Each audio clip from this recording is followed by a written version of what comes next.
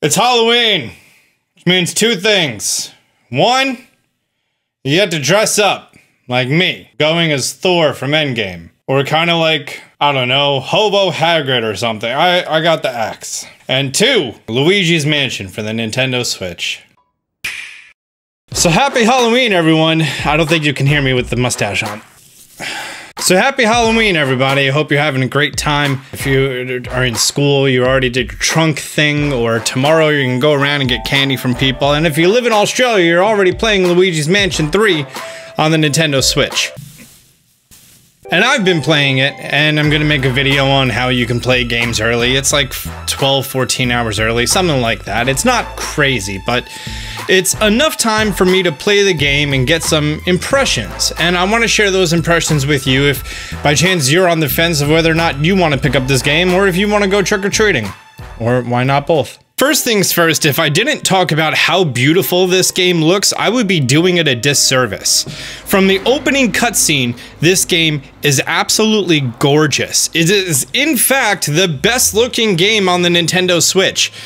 I don't know if it really pushes it to its firm limits, but it is gorgeous. The opening cutscene literally looks like something out of if they were to make a Super Mario cartoon. That's how good it looks. The lighting effects, the textures, you can literally see the denim of the overalls. And forewarning, I didn't play the second Luigi's Mansion, the one on the 3DS. I did play the original when I was but a youngin', and I don't remember the dog. I guess that happened in the second one.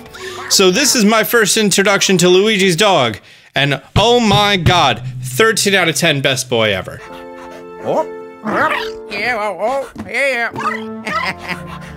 Come on. It is the most adorable thing, and at the beginning of the game, he kind of helps you figure out the controls. But this game, it teaches you the tutorial, but not by you specifically having to go through it. Instead, with you and your pup, you figure things out. And within, I'd say, 5-10 minutes of actually playing the game, you start to get a handle on things.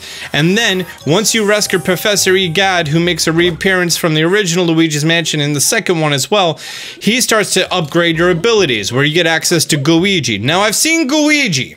In the trailers, they were talking about Gooigi, they were making it a big deal, and I thought literally nothing of it, and I thought it was the most gimmicky gimmick ever. It's not. Gooigi is pretty awesome.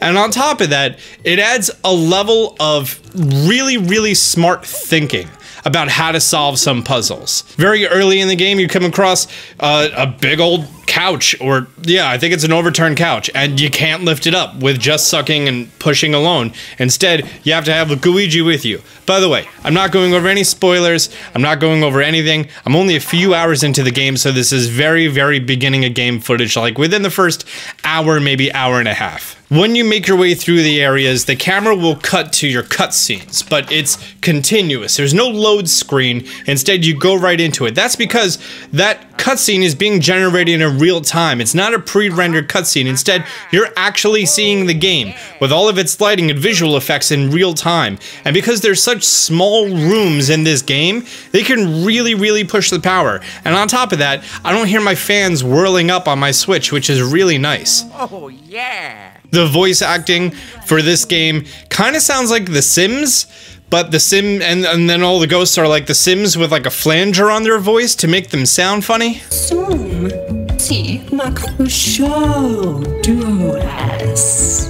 Charles Martinet, the voice actor for Luigi, he gets to say a little bit more than he did before. Instead, you actually hear him say kind of sounds, and like you get a message and stuff. Like when it goes, "Ah, Papi!" It's one of the most heartwarming things I've seen in this game. As far as the game progression, there you are in the hotel. I'm not going to talk about the scare scraper, the multiplayer, because I haven't played multiplayer, just me, while getting ready for my Halloween party.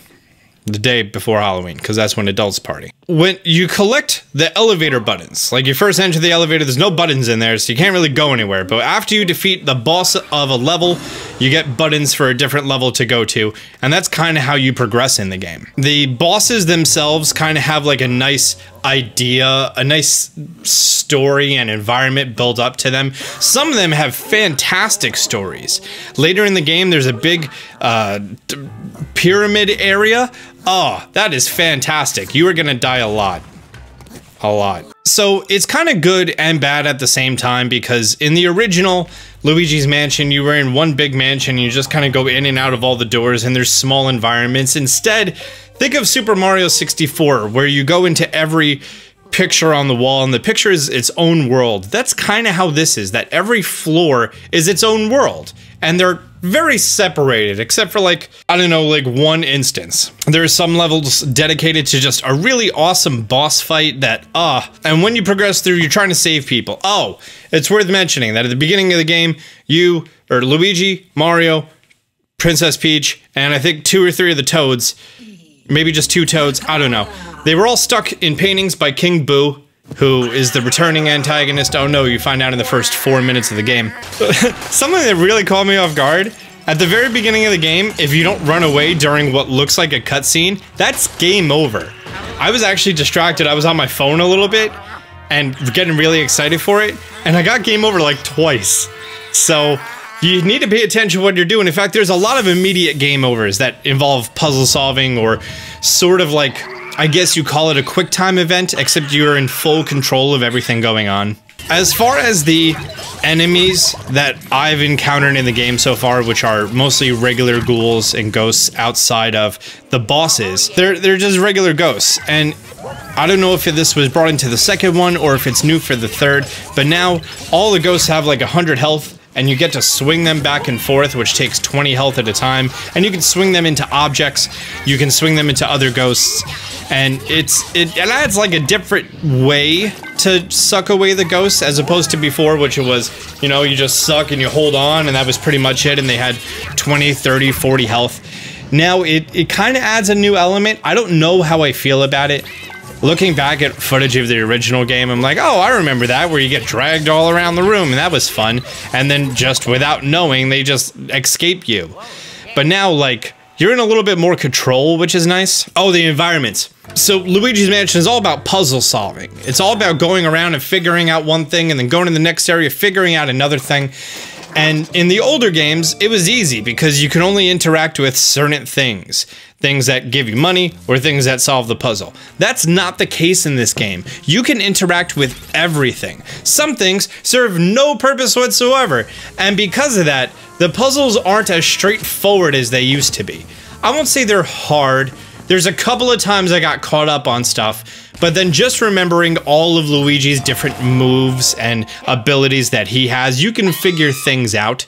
Also, with Gooigi and his ability to go through drains, and then also the aspect of having 2 Luigis with their vacuums at the same time. If you remember all the moveset, you're going to be able to figure things out. It may involve a little critical thinking here and there, which is, it's nice. I mean, I didn't want to play another Kirby Star Allies. I didn't want a stupid easy game. Instead, I wanted the Luigi's Mansion that when I was 8, there was some times that I was stuck. I was really stuck. I had to look up on Game FAQs, because that was the only place on the internet that actually told you things.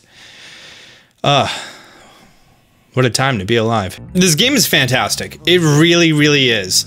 If you're a big fan of Legend of Zelda and Link's Awakening was like a nice meal, like a nice hold you over before Breath of the Wild 2, Luigi's Mansion is fantastic because there's a lot of puzzles and problem solving with a little bit of action going on. There's a whole bunch of gems to collect on every level. There's hidden boos and rare ghosts throughout the entire place that are very difficult to get a hold of, and I'm thinking about making videos for those things instead of just this impressions video here. But if you're super duper strapped for cash and Pokemon's coming out in 2.5 weeks and you want to save up for that, then you can skip out on Luigi's Mansion, but it is a lot of fun. It is a lot of fun. You got 60 bucks, pick up the game. You will not be disappointed. Just based off of the way the game looks alone, there's a lot of love and care and detail that goes into this, and fantastic, fantastic.